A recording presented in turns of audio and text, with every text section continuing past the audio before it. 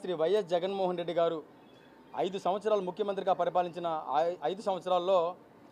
పేద బడుగు బలహీన వర్గాలకు సంబంధించిన ప్రతి ఒక్కరు కూడా ఈరోజు తెలుగుదేశం పార్టీ అధికారంలోకి వచ్చిన 2 సంవత్సరాలు గడిచిపోయి 3వ సంవత్సరం మొదలైనప్పటికీ కూడా వాళ్ళు చేసినటువంటి దౌర్జన్యాలలో వాళ్ళు చేస్తున్నటువంటి దుర్మార్గాల్లో ఎటువంటి మార్పు లేకపోవడానికి నెల్లూరు జిల్లాకు సంబంధించి మంత్రి నారాయణ గారు ప్రాతినిధ్యం వహిస్తున్నటువంటి ఎమ్మెల్యేగా ప్రాతినిధ్యం వహిస్తున్నటువంటి నెల్లూరు సిటీకి సంబంధించి నా డివిజన్ ఏదైతే ఉందో 13 డివిజన్లో కరెక్ట్గా ఒక 6-7 నెలల క్రితం కేవలం వైఎస్ఆర్ కాంగ్రెస్ పార్టీకి పనిచేసిన ఒక మహిళ ఒక అమ్మాయికి సంబంధించినటువంటి ఒక ఇల్లు ఏదైతే ఉందో ఒక సెంటు భూములు ఇల్లు కట్టుకుంటే 2.5 అడుగు బాత్రూమ్ ఏదైతే ఉందో ఆ బాత్రూమ్ని ఆయన అధికారాన్ని ఉపయోగించి పోలీసులు బందోబస్తు పెట్టి అధికారుల ద్వారా ఆ రోజు పగలగొట్టిన పరిస్థితులు కూడా నేను మీడియా ముఖంగా కూడా ఆ రోజు తెలియజేయడం జరిగింది. కరెక్ట్గా 7 నెలల తర్వాత మళ్ళీ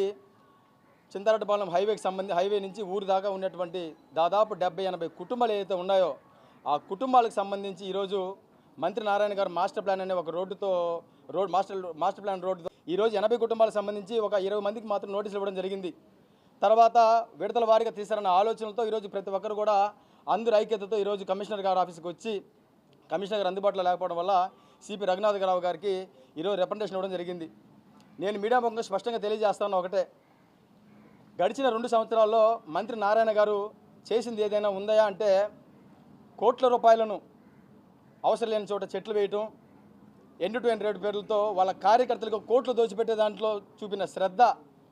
మా ప్రభుత్వంలో మేము ఓపెన్ చేసినటువంటి పార్కులు బిల్డింగ్లని రంగుల పేరుతోనూ హంగుల పేరుతోనూ రీఓపెన్లు చేసి ప్రకల్పాలు మేము అభివృద్ధి చేశామని చెప్పుకునేటువంటి ఘనత నారాయణ గారు ఈరోజు ఈ విధంగా పేద ప్రజలను ఇబ్బంది పెట్టడం సవ్యం కాదని తెలియజేస్తా ఉన్నా. నెల్లూరు నగరంలో 75,000 ఓట్ల మెజార్టీ వచ్చిన నారాయణ గారికి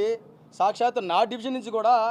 మా వాళ్ళందరూ కూడా మీకు మెజార్టీ ఓట్లు కూడా వేశారు, ఇంకా మీరు అభివృద్ధి చేస్తారని. మీరు అభివృద్ధి చేయకపోగా మా జీవితాన్ని మాకు సంబంధించినటువంటి మా ఇళ్ళను కూల్చేసి మమ్మల్ని రోడ్ల పాలు చేస్తామంటే చూస్తూ ఊరుకునే పరిస్థితులు ఉండవని కూడా నేను మీడియా ముఖం తెలియజేస్తా ఉన్నా. కేవలం మీ స్వార్థం, మీ నాయకులు, మీ సన్నిహితులు, మీ నాయకులు, మీ కార్యకర్తల బాగోగులు చూసుకొని ఇలా పేద ప్రజల్ని రోడ్ల పాలు చేస్తామంటే ఎట్టి పరిస్థితుల్లో వైఎస్ఆర్ కాంగ్రెస్ పార్టీ కార్పొరేటర్గా జిల్లా యోజన విభాగం అధ్యక్షుడిగా ఖచ్చితంగా దీన్ని ఖండిస్తూ మీ యొక్క అధికార దర్పానికి మీ యొక్క అధికార ఇదితో ఏదైతే ప్రవర్తిస్తున్నారో దాన్ని అడ్డుకోవడానికి బాధితులకు అండంగా ప్రతి నిమిషం కూడా వాళ్ళకి తరపున మేము పోరాటానికి సిద్ధంగా ఉంటామని కూడా స్పష్టంగా తెలియజేస్తూ ఇప్పటికైనా సరే ఒకసారి పునరాలోచించి ఆ ఇచ్చినటువంటి నోటీసులను మీరు వెనక్కి తీసుకొని